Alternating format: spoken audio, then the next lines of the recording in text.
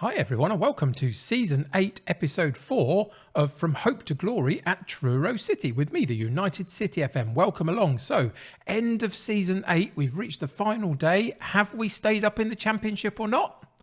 Let's find out.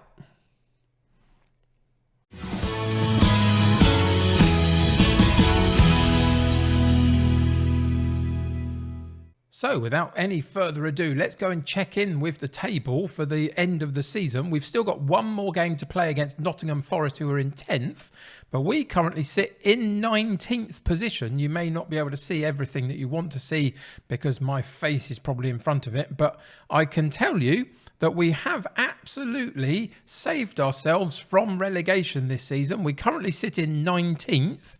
There is a possibility of a jump or two in terms of if our result goes our way and a couple of others don't go the other team's way. So Preston and Coventry are sitting just above us. We could potentially overtake one or both of them. We'll have to wait and see, but in terms of our own safety, we have remained in the Championship for another season, which is phenomenal. It's the only thing that I was trying to achieve when we started out this season. And hopefully that will continue over the next couple of seasons as well as we continue to build the club. But Truro City next season back in the Championship, which is fantastic. We do have one or two issues to sort out over the summer. If we go into the this particular squad page, you can see what I've done is I've put the players at the top here that are all running down their contracts. We've got all of the on loan players that potentially most of the good ones that we would actually want to have back are now being suggested that their clubs want to give them a chance in their first team, unfortunately. So it's unlikely that we're going to get any of them this coming season to continue to play for us.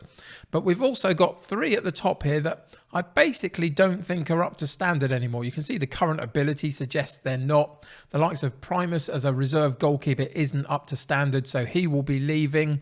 D'Souza has played a lot for us over the last few seasons, but you can see that whilst he's okay, we just need a little bit more in quality. So at 3.2 grand a week, he's one of our higher earners because he was one of our first team players most recently last season. But now we need to move forward and it's not worth me putting him on another long-term contract. So he's going to be leaving the club. And so in similar vein is Sam Knowles, played really well for us over the last few seasons, but just hasn't quite got the quality that I need moving forward.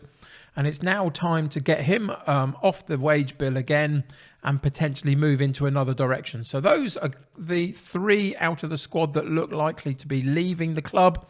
We're going to try and get a couple of these in, specifically Ziga Turk from Middlesbrough, although they want to give him a chance in their first team. Why they weren't doing that already then, I don't know, but he is only 17, 18 years old, so that's probably why.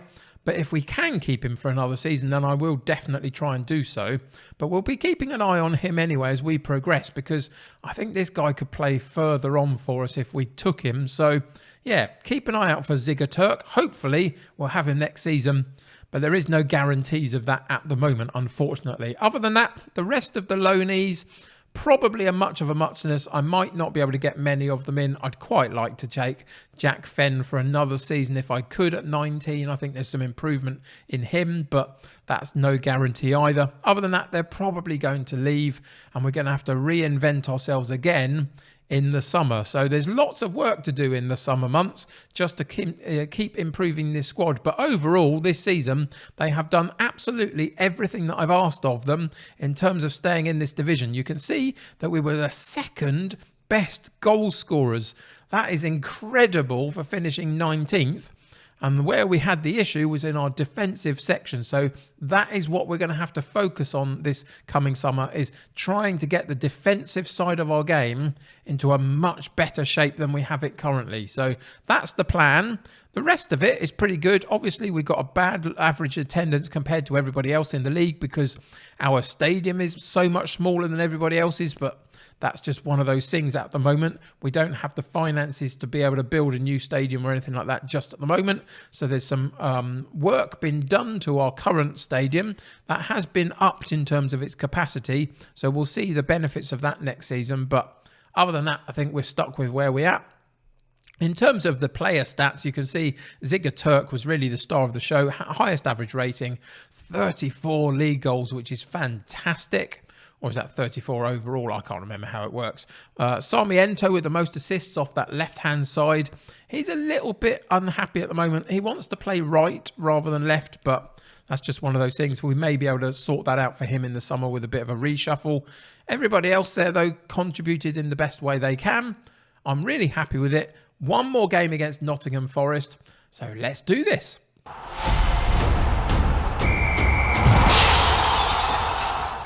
So we got a couple of minor fitness issues to Whitmore and Mellon. So they're out of the squad for today's match. So other than that, everybody else is fit and healthy and I could choose whichever I wanted. So we're going basically with the main 11 that I've been starting for the most of part of the last few months at least.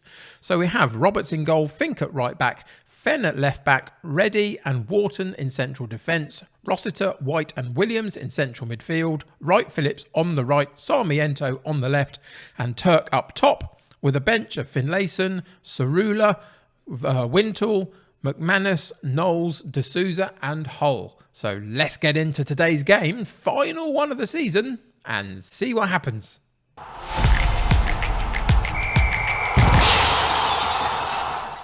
So we're basically free to do whatever we want today, really. A bit of a celebration day. So go out there and show the world you've got what it takes, just to put some added thought process into their heads that this is a chance to show that we are really capable of competing in this division. Forest are a really decent side, finishing in about 10th position halfway up the table. But I think they're probably aspirations for doing a bit better than that. So if we can come away with a good performance today and show that next season we're going to potentially improve a little bit. And just as I'm saying that at 4 minutes, of course, just as I'm saying that at 4 minutes, Forest go and get a goal and we go 1-0 down and don't look like we're competing in the slightest. And that's unfortunate, really, isn't it? It's one of those games where it doesn't matter, but it kind of does just to keep momentum going through to next season a little bit.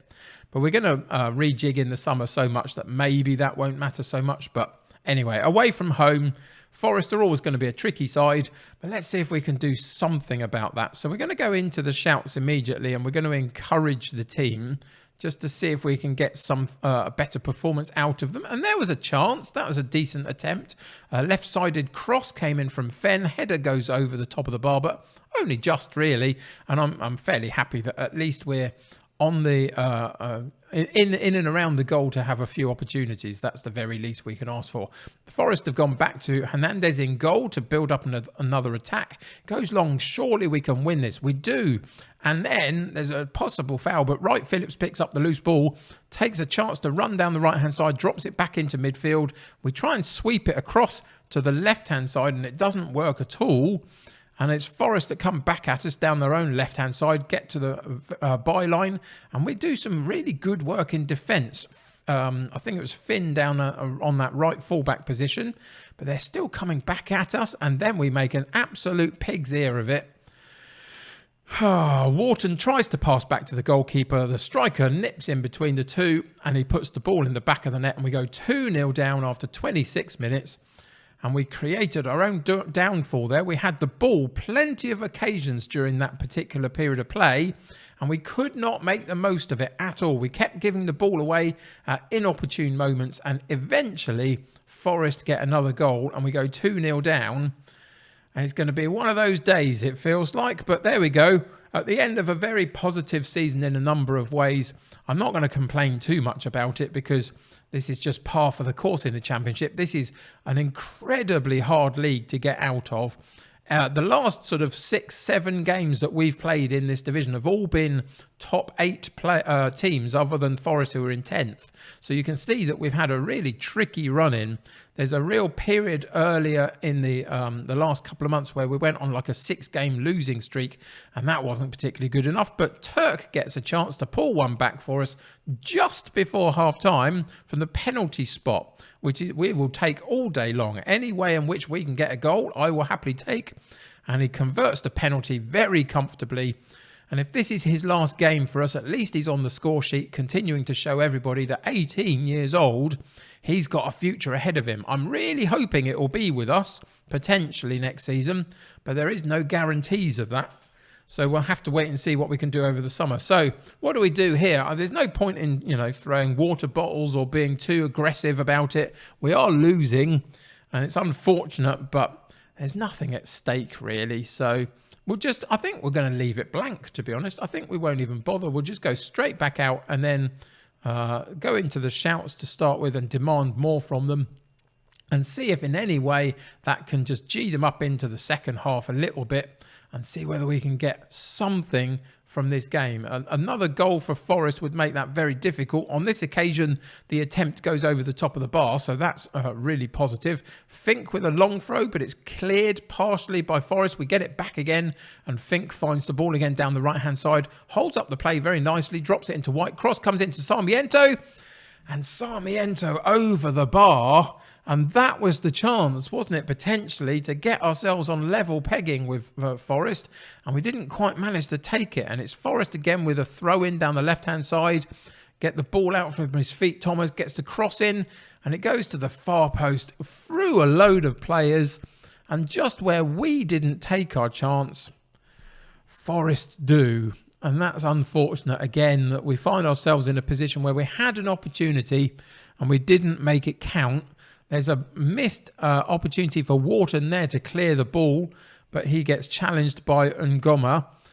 And eventually the ball drifts all the way through to that back post and the finish comes in. Oh, please, not another one. It's a penalty, isn't it?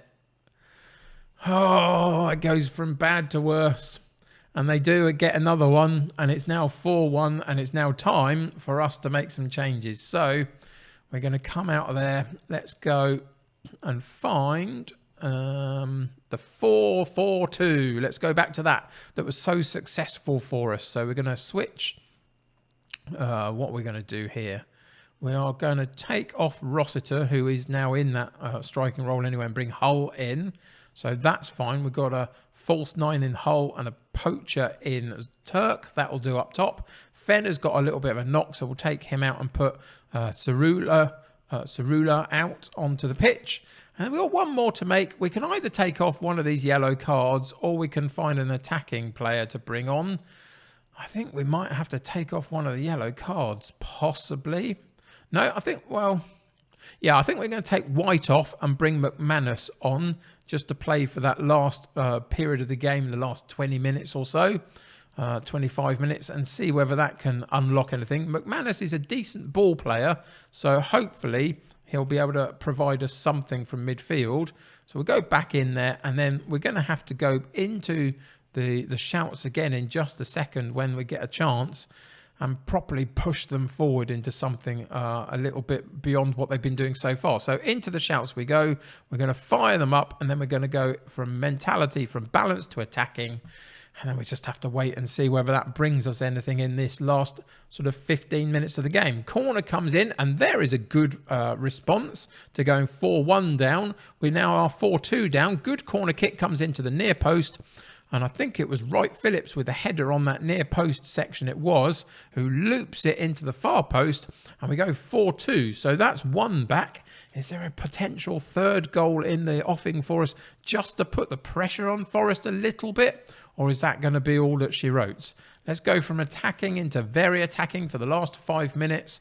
Go back in and fire them up. One last push, and it doesn't seem to be coming because Forest had another chance from that far side into the penalty box. And again, they've got the start of another highlight.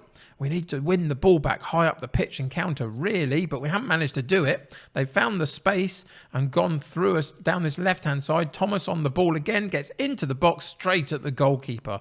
Fortunately for us, another goal would have been a bit of a kick in the teeth, really. Looks like that's where it's going to end for us. It does with a disappointing 4-2 loss.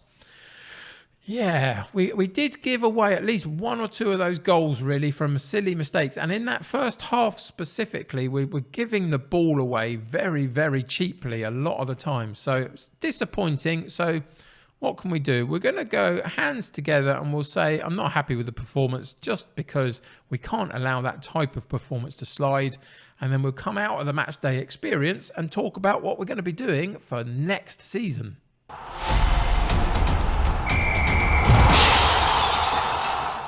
So we do indeed finish in 19th position, which is pretty much what I would have expected, or not expected, wanted from us this season, to be honest. Anything above that 22nd spot I would have happily taken, and we managed to do that. We looked pretty good doing it in bits.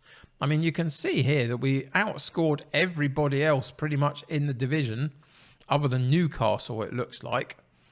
And the against column is the thing that we need to change. That was too high for us. At 92 goals conceded in the Championship is far too high. And that's what I need to work on this summer. We need to figure out the defence.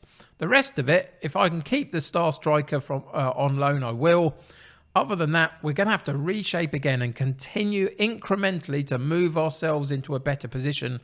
I don't know whether I'm going to be able to improve all of the positions in one summer that I really need to. We might have to find a couple of stopgaps again. But if we can in a few spots, then I will happily do so. So you're going to have to come back next episode for a new season with Truro City, season number 9, again in the Championship. But there'll be something slightly different next week. Because for those that have been wanting this series to be more regular and smaller intervals between the games, that is exactly what's coming back to this. As we push towards the Premier League, I've spent the last couple of months trying to diversify the type of content I put on the channel, seeing if I can get more eyes on it. To be honest, it did a little bit here and there, and my top 3 series will continue. But the other series, my How Do I series, where we've been looking at how do we set up a team, is coming to an end. And I think, to be honest, I'm just going to do what I want to do rather than what I think is going to work for me to grow the channel at this point, because nothing seems to be working in growing the channel, to be honest. So I'm going to go back to doing this one. So 2 days a week next week, you'll have Truro City. 2 days next week, you'll have Aberdeen. And the other one will be a top 3 episode. And that's where we're going to be taking it for the next few months, or weeks at least, depending on how long the Aberdeen series lasts. So hope that all makes sense. It was a bit rambly, but basically more Truro coming next week. So keep an eye out for it.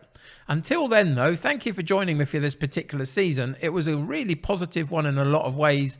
I know you haven't seen a lot of it, but that's going to change from next week. And we'll see if we can improve our position and maybe finish somewhere in mid-table next season if we can. That's kind of the aim if we possibly could. Could be tricky to do, but we'll have to wait and see. So join me next episode to find out how we get on in season number 9. Thank you for joining me for this one. Take care of yourselves. Subscribe to the channel if you haven't already, and join my United City community. The more the merrier. Click that like button on this particular episode. Until next time, as I say, take care of yourselves. I'll see you very soon. Bye for now.